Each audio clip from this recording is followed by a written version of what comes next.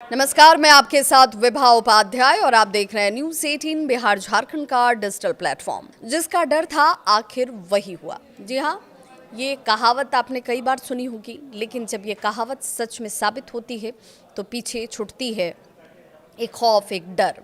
मोंथा चक्रवात ने मंगलवार रात आंध्र प्रदेश के तटीय इलाकों में जबरदस्त तबाही मचाई। समुद्र से उठे इस तूफान ने देखते ही देखते पूरे दक्षिण भारत में तबाही की तस्वीरें छोड़ दी और अब इसका असर ओडिशा से लेकर बिहार तक पहुंचने लगा है।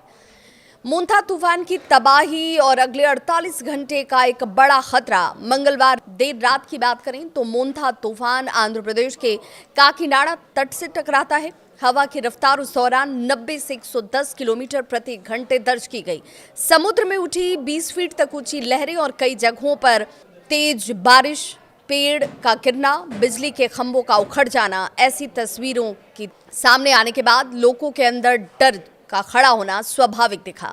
भारतीय मौसम विभाग ने ये कहा है कि मोंथा तूफान मछलीपट्टनम और कालिंगपट्टनम के बीच काकीनाडा के पास जमीन से टकराया और तट से टकराने के बाद भी इसकी रफ्तार जैसे थमी नहीं। तूफान अब उत्तर दिशा में बढ़ते हुए ओडिशा, तेलंगाना, छत्तीसगढ़, बिहार और झारखंड की तरफ बढ़ रहा है। आंध्र प्रदेश के कोनसीमा जिले में इस तूफान ने सबसे ज्यादा तबाही मचाई। तेज हवाओं ने एक घर पर जैसे तूफान बनकर वो गिरा और एक बुजुर्ग महिला की मौत हो गई। बताया जा रहा है कि यहाँ पर ऐसे कई लोग हैं जो इस तूफान की चपेट में आए। ओडिशा में 15 जिलों में जनजीवन अस्त व्यस्त नजर आया। कई जगहों पर बिजली आपूर्ति ठप हो गई और सड़कों पर बड़े बड़े विशालकाय पेड़ गिरे हुए नजर आए।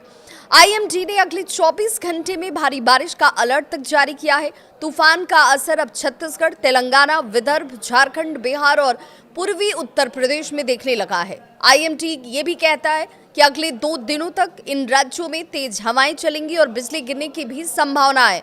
मौसम विभाग ने मछुआरों को अगले 48 घंटे तक समुद्र में न जाने की सख्त चेतावनी दी है। बंगाल की खाड़ी हो या अरब सागर के कई हिस्से 35 से 65 किलोमीटर प्रति घंटे की रफ्तार से हवाएं चल रही हैं। राहत और बचाव एजेंसियों को हाई अलर्ट पर रखा गया है। मोंथा ने एक बार फिर से ये दिखा दिया कि समुद्री तूफान सिर्फ तटीय इलाकों का संकट नहीं है, बल्कि उसका असर पूरे देश में महसूस किया जा सकता है।